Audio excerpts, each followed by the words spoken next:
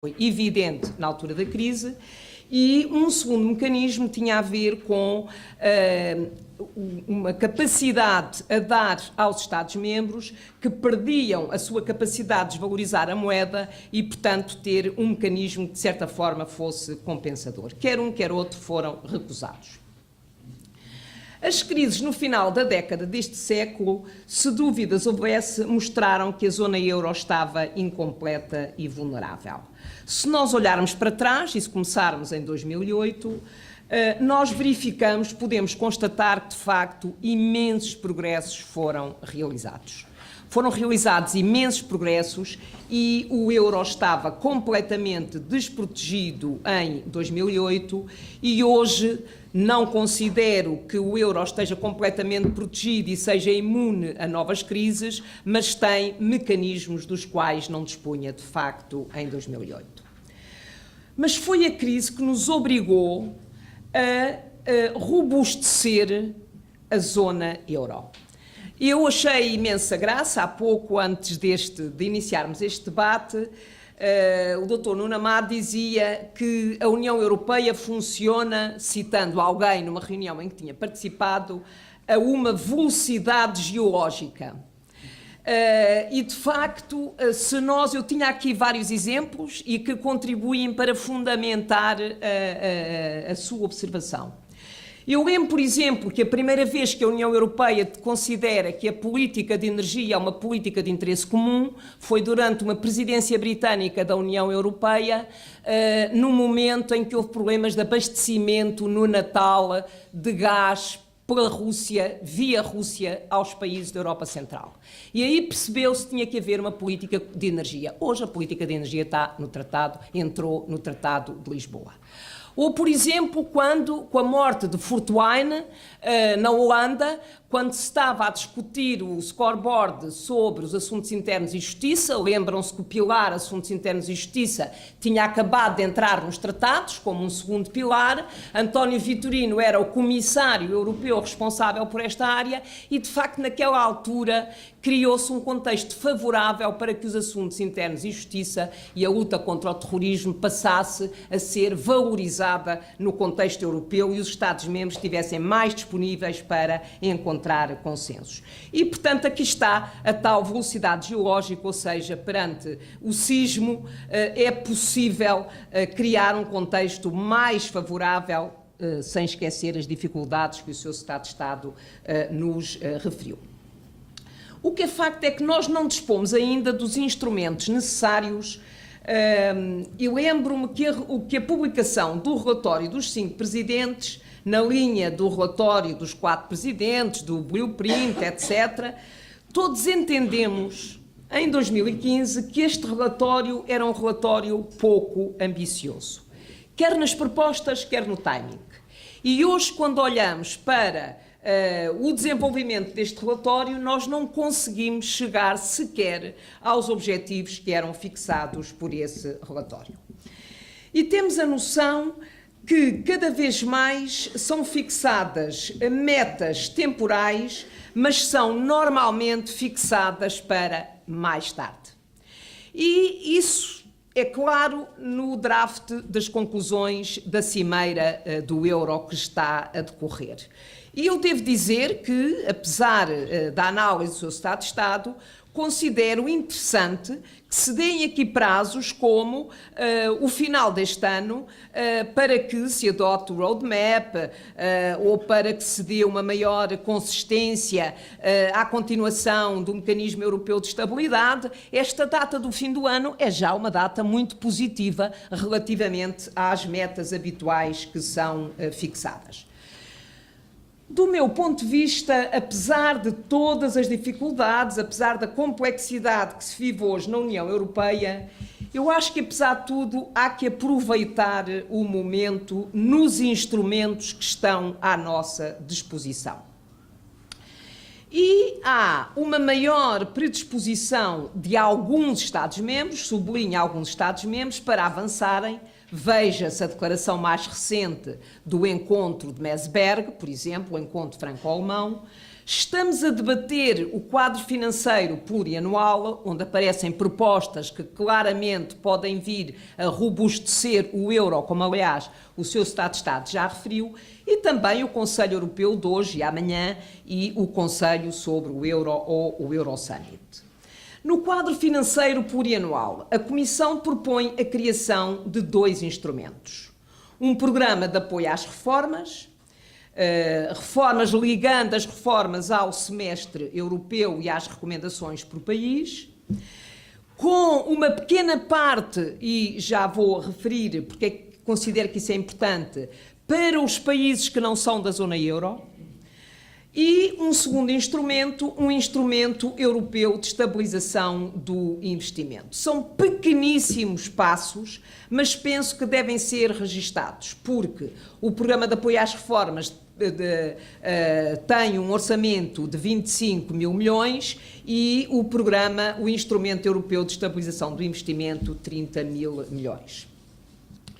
Eu gostaria de dizer o seguinte, em Meseberg, e passo a citar, refere-se claramente o interesse em haver um orçamento para a zona euro.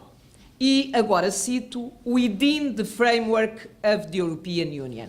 E penso que esta referência é uma referência que não deve ser desvalorizada. In which decision on funding should take in account the negotiation on the next MFF. Portanto, em que se faz claramente a ligação com o MFF e com a necessidade de existir um orçamento para o euro. E, ainda nas conclusões de Meseberg, o orçamento para a zona euro deve ter como finalidade a convergência e a estabilização.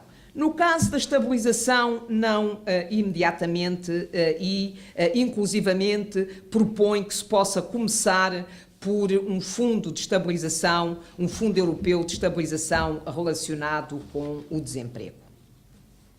Ambas as propostas, portanto, as propostas da Comissão Europeia, o quadro financeiro plurianual e as conclusões de Meseberg, têm elementos positivos. Assim, haja vontade política para avançar, para decidir e, sobretudo, para implementar na reforma da União Económica e Monetária. Com base nestas propostas que estão em cima da mesa, usar o contexto das negociações do próximo quadro financeiro plurianual é um momento-chave para que a área do euro possa desenvolver uma capacidade orçamental. Evidentemente, quem olhar para os números acha que esta minha observação é excessivamente otimista. Eu explico porque é que não acho que é excessivamente otimista. Acho que, normalmente, no processo de construção das políticas ao nível europeu, o que é importante é que as coisas comecem a figurar na agenda, comecem a figurar nos documentos e comecem a ser, de certa forma, é uma formalização do passo para se chegar a um orçamento da zona euro. Porquê é que eu digo isto? Porque a senhora Merkel, há 2 anos, quando se falava no orçamento da zona euro, era quase como se estivesse a falar do diabo. Portanto, ela fugia desse conceito como o diabo da cruz. E, portanto, penso que aqui isto figurar nas declarações de Meseberg é já um passo importante. Agora, é fundamental que este orçamento possa, e não vou entrar nos detalhes técnicos, que este orçamento possa, de facto, proporcionar e provocar a convergência na zona euro, proteger o investimento, em particular o investimento social, atenuar os choques assimétricos e a convergência económica e social ascendente é necessária em termos de produtividade, criação de empregos, salários, tributação, proteção social.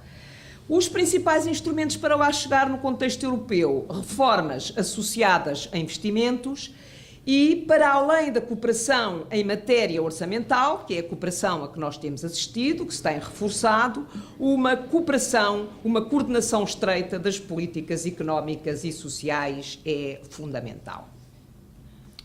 Sobre o Conselho Europeu de hoje, não me vou deter e vou acelerar a minha apresentação. O Secretário de Estado, Ricardo Mourinho, já o fez, mas gostaria de fazer aqui uma referência sobre a transformação do ESM em Fundo Monetário Europeu. Eu penso que este debate, quando se refere que ele deve ser desenvolvido no quadro dos tratados, que deve ser um percurso natural de transformação do ESM em Fundo Monetário Europeu. Eu ouvi o Sr. Klaus Regling falar sobre esta transformação, sobre a modificação do regulamento do ESM, no sentido de mais tarde poder ser transformado num Fundo Monetário Europeu. Eu penso que há aqui princípios que têm que ser defendidos. E o primeiro princípio é o enquadramento nos tratados, ou seja, sem desvalorizar o papel da Comissão Europeia e não deixar o Fundo Monetário Europeu apenas como um instrumento intergovernamental.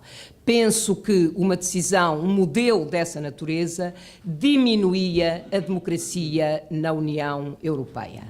E isto é fundamental para que haja possibilidade de acompanhamento democrático ou de controle democrático de funcionamento do Fundo Monetário Europeu. Acho que é essencial para o processo de construção europeia. O Parlamento Europeu foi muito claro no processo dos memorandos de entendimento com os diferentes Estados-membros, no acompanhamento que foi encontrado através do sistema das troicas, que claramente não respeitava o processo democrático da União Europeia. E se nós muitas vezes falamos em déficit democrático, não podemos criar condições para que a democracia no funcionamento da União Europeia seja mais frágil.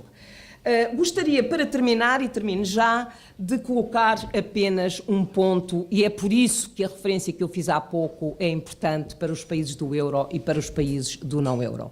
É importantíssimo consolidar a zona euro como uma zona monetária no quadro da União Europeia.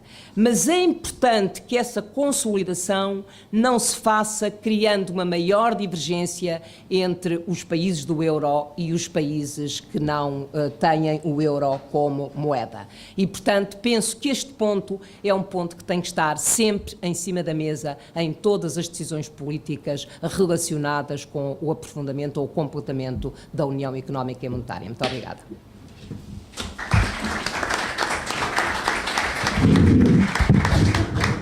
Muito obrigado. Vou agora dar a palavra ao nosso terceiro convidado, o professor António Goxa Soares. Não sem antes observar que, agora, já no final, a deputada Margarida Marques fez referência à questão do déficit democrático, mas tem-se falado pouco de reforçar a governação democrática da zona euro, no plano da intervenção do Parlamento Europeu, da valorização dos Parlamentos Nacionais, seja o que for. A verdade é que tem-se falado pouco daquele que é um aspecto essencial. E, dito isto, sublinho o professor António Goxa Soares, a sua perspectiva é naturalmente muito mais a perspectiva académica. Ora, acontece que os académicos teorizaram já, muito razoavelmente, o que é a tal União, o que seria a tal União Monetária perfeita, e o que pergunto é se estes passos nos deixam próximos ou ainda demasiado longe de uma União Económica perfeita. Alguns temas que há alguns anos animavam acalorados debates em Portugal, como, por exemplo, a mutualização da dívida, eclipsaram-se totalmente nesta discussão. Fala-se do emprestador do último recurso, há bocadinho isso foi referido, mas para os bancos, não para os Estados.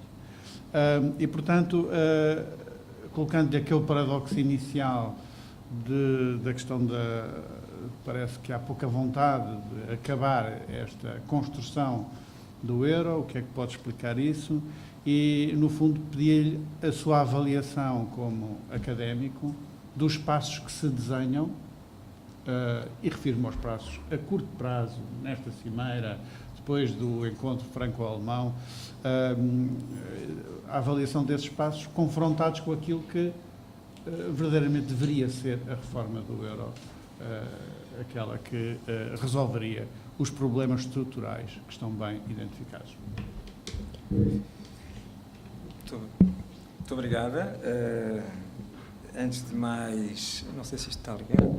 Antes de mais, quero agradecer à Fundação e na pessoa do seu presidente, o Dr. Pedro Silva Pereira, o convite para participar nesta sessão. Quero cumprimentar os meus colegas da mesa, quero cumprimentar o público, e aqui vejo vários colegas meus aqui de um percurso assim já longo. O Dr. Pedro Silva Pereira, quando fez a apresentação do debate, fez uma questão. E agora pôs-me uma série de questões, e agradeço-lhe por ter-me posto uma série de questões, porque eu tinha feito uma preparação aqui da minha intervenção, mas acabei por ser um bocadinho, digamos, preempted pelos meus predecessores.